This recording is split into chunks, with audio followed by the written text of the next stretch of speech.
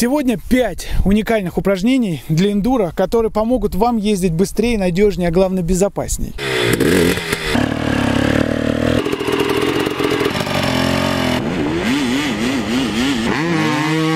Ребята, сегодня Максим Шачнев и Артем Кунцевич. Люди, которые будут помогать и рассказывать, что такое сцепление.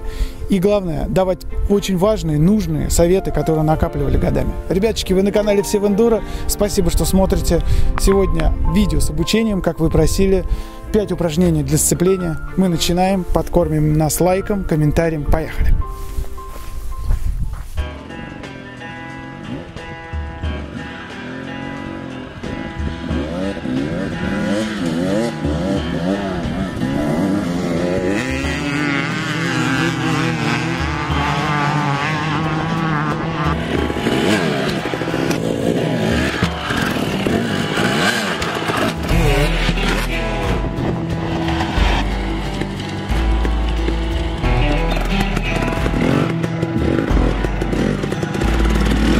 Когда в твою жизнь пришло понимание, что сцеплением нужно заниматься и что это основной из базовых навыков управления эндуро-мотоциклов? Ну, давай говорить, как ты сказал, я родом из мотокросса. Так вот, в мотокроссе как раз сцепление считается ненужной частью гонщика. То есть там все едется на полной ручке газа, и сцепление — это, естественно, рассоединение двигателя и колеса. В мотокроссе нужно ехать быстро, поэтому нам нужно максимально мало использовать сцепление. Желательно это делать только на старте и потом пользоваться только на финише. Вот. А в эндуро это немножко все работает по-другому. Здесь как раз-таки вот эта передача крутящего момента от двигателя на колесо очень неотъемлемая часть, потому что эндуро, я считаю, более технический вид спорта. Здесь помимо всего того, что нужно местами крутить ручку газа, очень много мест, где надо четко и дозированно использовать работу двигателя, колеса и сцепления. Макс, через тебя проходит огромное количество новичков, и, наверное, сколько в год? Вот ты считал, сколько людей к тебе приезжает кататься? Ну, я думаю, что больше 150 человек за год. Это именно новичков, которые приезжают на тренировки. Ага. Расскажи, пожалуйста, вот вопрос с сцеплением. Ведь это же действительно огромная проблема. Да, это огромная проблема. Я стараюсь сразу же на первом же занятии дать понять людям, что сцепление – это неотъемлемая часть в эндуро.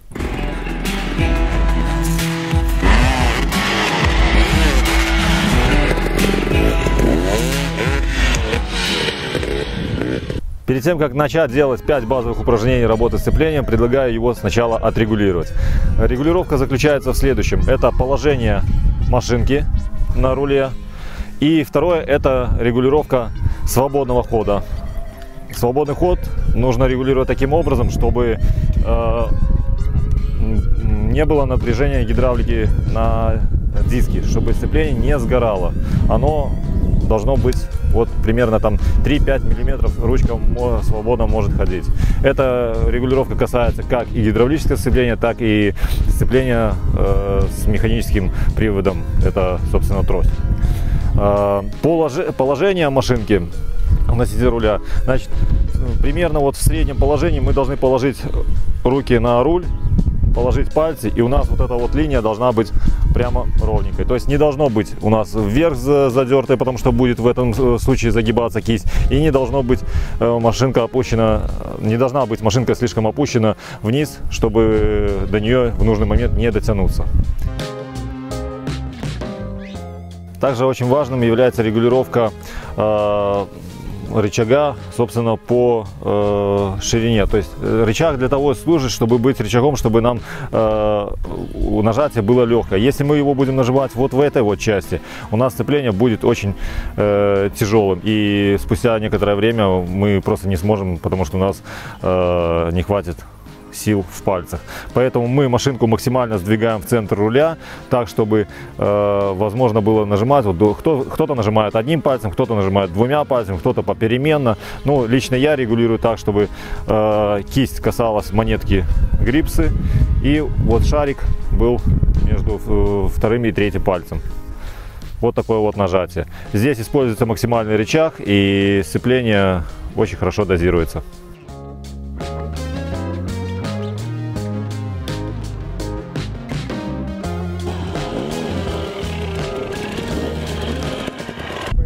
Я хочу вам рассказать про тюнинговые ручки, зачем они, для чего они, хороши ли они или плохи.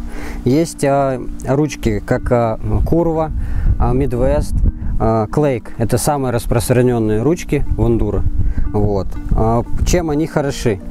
Они делают более легкий выжим, но они у вас забирают диапазон проскальзывания сцепления. То есть у вас ход ручки становится очень короткий. И правильно дозировать сцепление становится очень сложно, практически невозможно. Поэтому я не советую использовать данные ручки, а советую использовать стандартные, которые установлены на вашем мотоцикле. Возможно, что для новичков и подойдут те ручки тюнинговые. Да, действительно будет сцепление выжиматься легче. Но если вы захотите использовать свой мотоцикл, покорять какие-то новые вершины, научиться ездить перестановки, научиться ездить траверсы, вам будет очень сложно это сделать, потому что диапазон работы, как я уже сказал, у них очень маленький. Поэтому стандартная ручка. Хотел бы сказать, что, наверное, самый правильный тюнинг в этом, в сцеплении, это будет установка ручки от Brembo 9 мм. Есть на стандартных мотоциклах стоит 10 мм, но есть, это с кроссовых мотоциклов, если я не ошибаюсь, ручка 9 мм. Она вам сделает более легкий выжим и не настолько украдет вот этот диапазон проскальзывания. Для того, чтобы ваше сцепление жило дольше, нужно как можно чаще менять масло. То есть, если ты выехал в горы и действительно очень хорошо поднагрел сцепление, он очень хорошо пользовался, я советую сразу же после этой поездки поменять масло, либо это день гонки. Также у нас нужно как можно чаще менять гидравлическую жидкость. Вот. Для чего это делается? Гидравлическая жидкость может накапливать в себе влагу от температуры, и сцепление будет работать уже некорректно. Ребята, сейчас мы вам покажем с Максимом 5 базовых упражнений, которые нужно обязательно делать. Они вам могут показаться поначалу легкими, но именно эти упражнения помогут вам быстро и качественно ездить и пользоваться диапазоном двигателя. Первое упражнение. Мы встаем слегка на подъем, чтобы переднее колесо стояло на подъеме. Зажимаем передний тормоз. И рывком газа, ну примерно рывок газа осуществляется не сильно, он дается только слегка. И резким приотпусканием сцеплением, то есть мы приотпускаем, потом его опять нажимаем, добиваемся того, чтобы заднее колесо проворачивалось примерно на полоборота наоборот.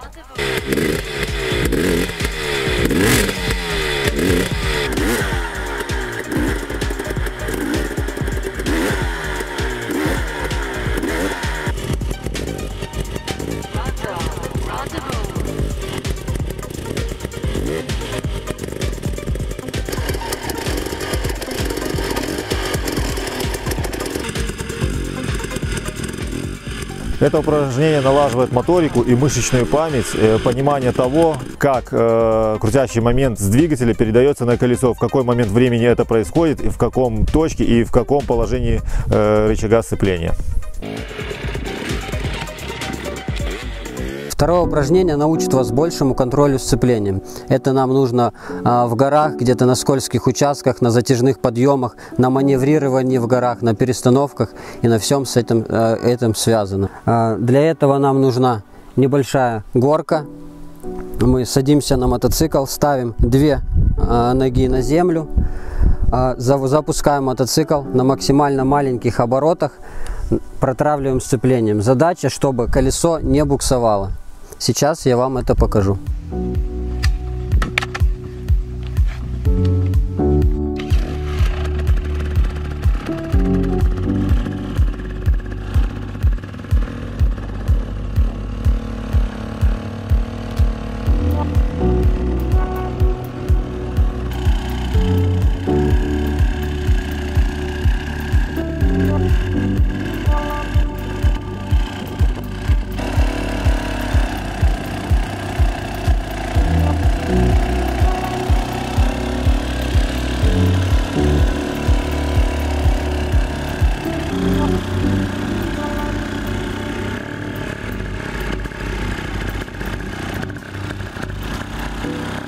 Данное упражнение можно усложнить тем, что мы поставим сначала одну ногу на подножку, а потом это у нас будет 2 ноги на подножке.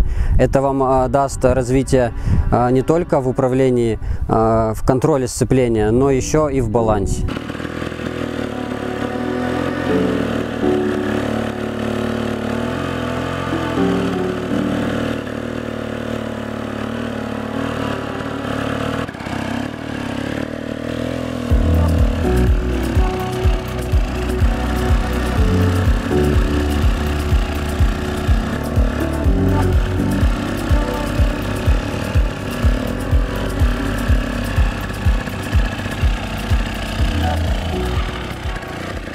Третье упражнение, которое мы хотим вам показать, это езда в балансе максимально медленной скоростью с нажатым сцеплением, которое позволит вам не только развить вот это легкое чувство наката, но и также чувство баланса. Для этого нам нужно будет стать на подножки, прижимая передний и задний тормоз, именно делая это слегка, и при отпуская сцепление придаем минимальную скорость там, до 1 км в час. Если можем стоять в балансе, это еще лучше. Но вот именно легкое движение.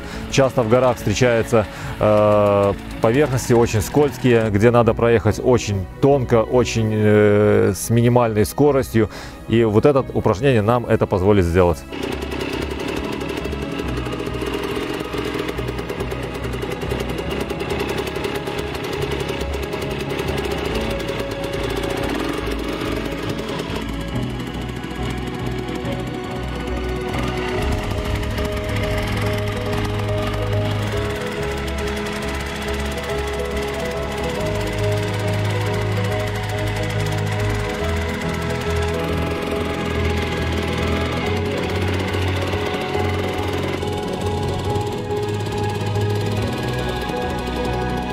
Упражнение можно усложнить тем, что мы будем ездить по кругу, 8-кой, вокруг фишек, наставленной змейкой, грубо говоря.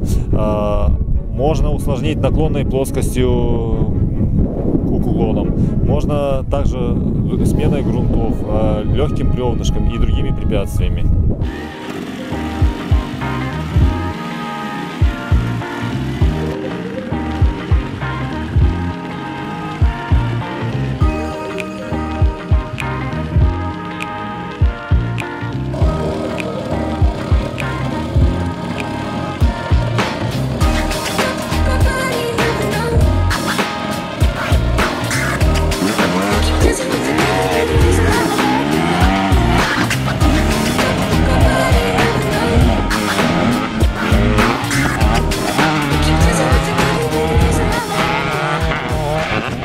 Заметил, друзья, такую штуку, что многие ребята, которые только начинают свой путь в эндуро, стесняются заезжать при своих более сильных друзьях. Знаете, не ездят в более сильных компаниях, потому что переживают, что могут их тянуть или еще как-то.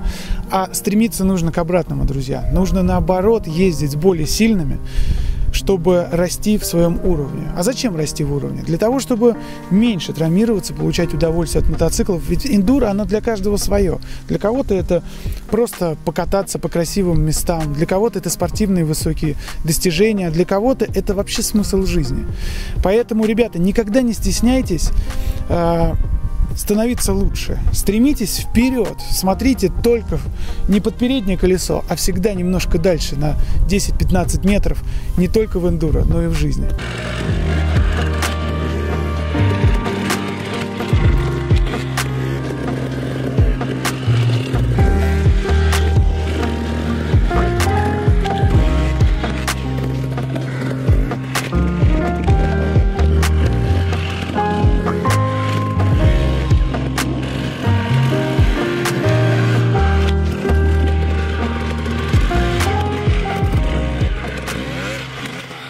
В предыдущих упражнениях мы учились пользоваться сцеплением с примерно 10% открытого газа. Это упражнение нам позволяет открыться с более высоким газом, с большим газом, с более загруженным задним колесом. Это позволяет трогаться в подъемы и в более тяжелых грунтах.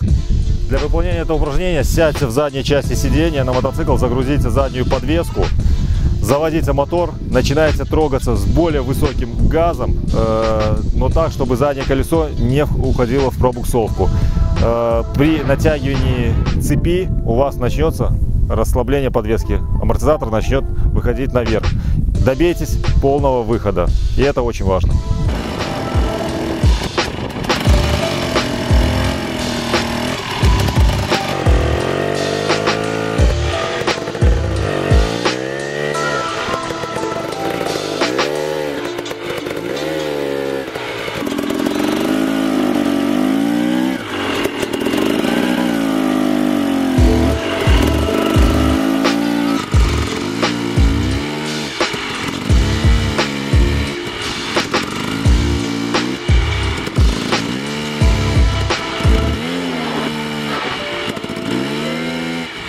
Это упражнение мало кто показывает, но оно очень полезно в горах, в скользких подъемах, где глина, грязь.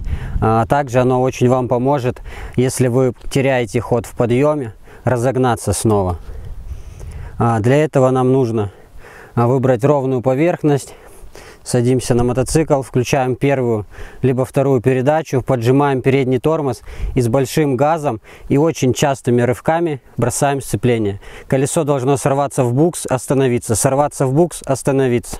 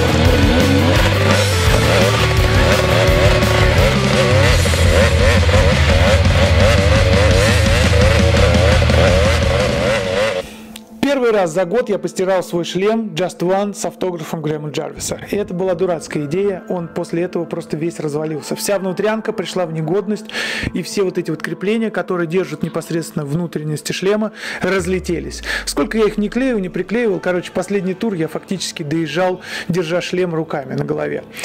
Когда стал вопрос, я начал анализировать рынок, смотреть, точно хотелось что-нибудь легкое, карбоновое, но главное, чтобы это было с историей.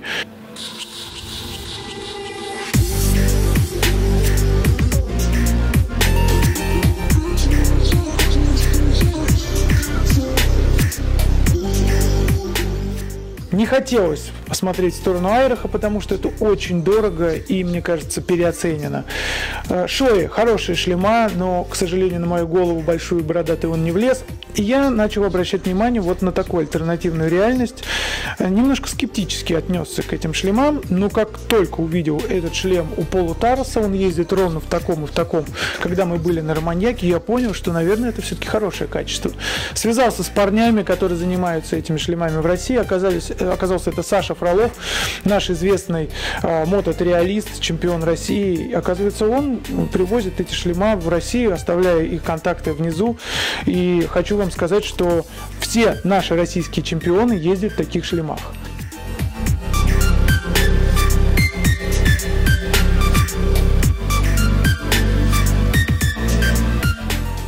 Почему бы и нам, в конце концов, не попробовали? Стоит он не так дорого, а качество, я уверен, что, ну, по крайней мере, внешне уж точно лучше и выше, чем у именитых брендов. Ребяточки, обратите внимание на шлема Хебу, а мы продолжаем смотреть обучение.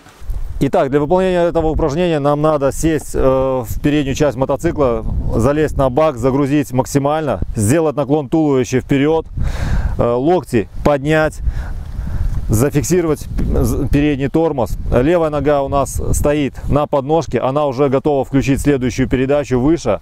Правой ногой мы держим баланс.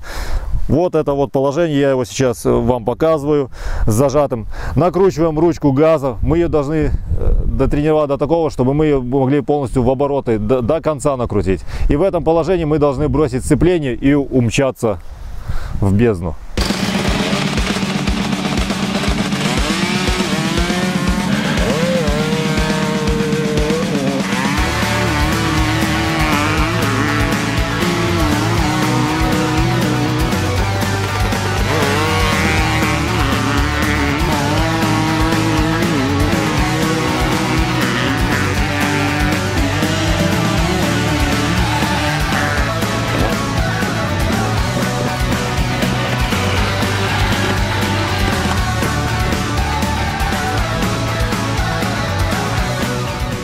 Огромное спасибо, что досмотрели это видео до конца. Артем, огромное тебе спасибо за то, что делишься опытом. Макс, тебе огромнейший и низкий поклон. Приезжайте к Максу катать эндуро в Крым. Следите за новостями Артема. Он, кстати, предстоит поездка на Sea2Sky. Ну и, конечно же, смотрите канал Все в эндуро. Катайте эндуро. Ребяточки, все в эндуро. Все в эндуро. Все.